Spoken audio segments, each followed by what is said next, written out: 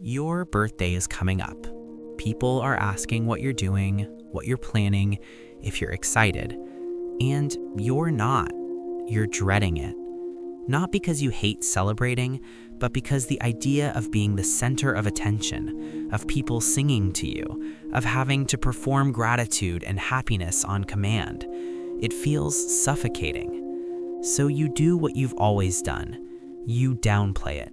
You say you're not doing anything. You let it pass like any other day. And people don't understand. They think you're being modest or difficult or depressed. But you're not. You just don't want the performance. You don't want the forced celebration. You don't want to be the focus of everyone's expectations for a day that's supposed to be about you, but somehow never feels like it is. And the guilt creeps in.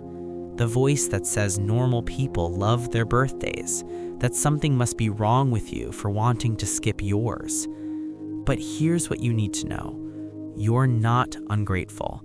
You're not broken. And you're definitely not alone. There's real psychology behind why some people skip their birthdays on purpose, and understanding it might finally help you stop apologizing for not wanting something that everyone else seems to need. So let's talk about what's really happening when your birthday feels more like a burden than a celebration. Because this isn't about hating joy or avoiding connection. It's about how your nervous system responds to attention, expectation, and the performance of happiness.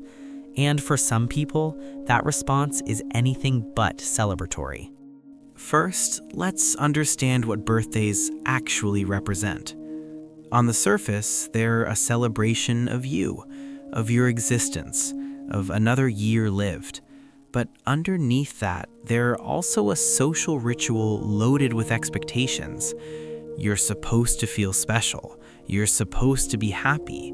You're supposed to appreciate the effort people are making. And if you don't feel those things naturally, if the day just feels like pressure in disguise, you're stuck performing emotions you're not actually experiencing. And that performance, that gap between what you're supposed to feel and what you actually feel, that's exhausting. Here's what makes it deeper.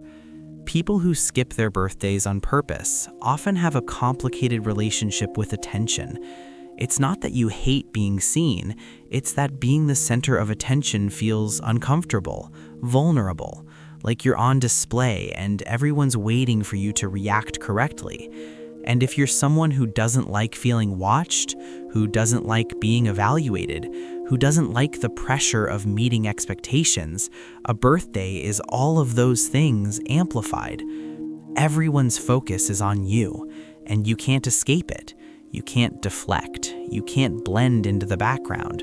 You're the reason everyone's there. And that spotlight, even when it's well-intentioned, feels more like exposure than celebration. Now, let's talk about control. Birthdays are one of the few days where other people decide how you should feel. They plan surprises, they organize gatherings, they create moments you're supposed to cherish. And if you're someone who needs autonomy, who needs to control your environment to feel safe, having a day where everyone else is orchestrating your experience feels invasive. It's not your celebration, it's their idea of what your celebration should be. And when you can't opt out without seeming ungrateful, when you're expected to go along with plans you didn't choose, the whole thing starts to feel less like a gift and more like an obligation. Here's another layer. For some people, skipping birthdays isn't about the day itself. It's about what the day represents: aging, time passing, another year where you didn't accomplish what you thought you would. And if you're someone who measures yourself against expectations, who feels behind, who carries the weight of unmet goals, your birthday isn't a celebration, it's a reminder, a yearly checkpoint that highlights everything you haven't done. And celebrating that, pretending to be happy about another year passing when you feel like you're wasting time, that feels dishonest. So you skip it, not because you don't value your life, but because you can't pretend the day feels like an achievement when it feels like evidence of falling short. But here's what people don't understand. Skipping your birthday isn't about rejecting love or connection, it's about rejecting the format, the structure, the expectation that joy should look a certain way and happen on a specific day. Because for a lot of people who skip birthdays, the problem isn't that they don't want to feel special, it's that they don't want to feel special in front of an audience.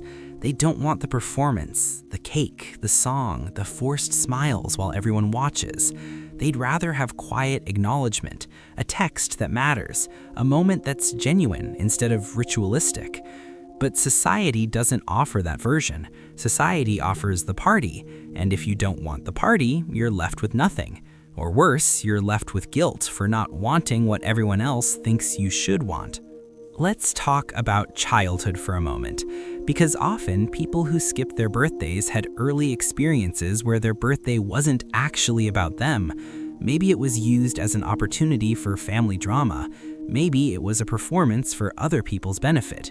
Maybe the day was more stressful than joyful. And when that happens, when your birthday becomes a day you have to manage instead of enjoy, your brain stops associating it with celebration. It starts associating it with discomfort, with obligation, with the pressure to make everyone else happy while pretending you are too. And that pattern, once learned, doesn't just disappear because you're an adult now. It lingers, and every year when your birthday approaches, that old discomfort resurfaces, and skipping the day entirely starts to feel like the only way to avoid reliving it. Here's what's crucial to recognize. You're allowed to not want your birthday celebrated. You're allowed to let it pass quietly. You're allowed to opt out of a tradition that doesn't serve you. And doing that doesn't make you ungrateful or antisocial or broken. It makes you someone who knows what they need, who refuses to perform joy they're not feeling, who values authenticity over obligation. And in a world that demands constant celebration, constant visibility, constant participation, choosing to step back is an act of self-preservation, not rebellion, not dysfunction, just honesty. Now, let's talk about what happens when you do skip your birthday and people react, because they will react. They'll be confused, they'll be hurt, they'll take it personally, they'll think you're rejecting them when really you're just rejecting the ritual. And their reaction creates more guilt, more pressure, more of the exact dynamic you were trying to avoid. Because now you're not just managing your own discomfort with birthdays, you're managing everyone else's disappointment that you won't celebrate the way they want you to. And that's the trap. You skip your birthday to avoid obligation, and instead you're obligated to explain and defend and reassure. And it starts to feel like you can't win. Here's the shift. You don't owe anyone a birthday celebration. You don't owe anyone an explanation for why you don't want one. And you don't owe anyone the performance of gratitude for effort you didn't ask for. What you owe yourself is honesty. The honesty to admit that this tradition doesn't work for you, that you'd rather acknowledge the day privately, that you'd rather receive love in ways that don't involve being the center of attention. And the people who truly care about you, the ones who actually see you, they'll understand. They'll respect it. They'll find other ways to show they care that don't require you to betray your own comfort. Here's the compassionate truth. If you skip your birthday on purpose, it means you've learned that celebration doesn't have to look the way society says it should, that marking another year of life doesn't require a party or a cake or a crowd, that you can honor yourself quietly, privately, in ways that feel true instead of performative. And that's not sad, that's not lonely, that's just different, and different doesn't need to be fixed. So if you're someone who skips their birthday on purpose, here's what I want you to remember. You're not ungrateful, you're not cold, you're not missing out on something essential. You're just someone who celebrates differently, who values depth over display, who'd rather have one genuine moment than a day full of forced ones. And that's valid, that's allowed, that's enough. The next time your birthday approaches and you feel that familiar dread, remember that you get to decide what this day means. You get to decide how or if you acknowledge it, and you get to do that without guilt, without explanation, without apology, because it's your day, and if you want to let it pass quietly, that's your right.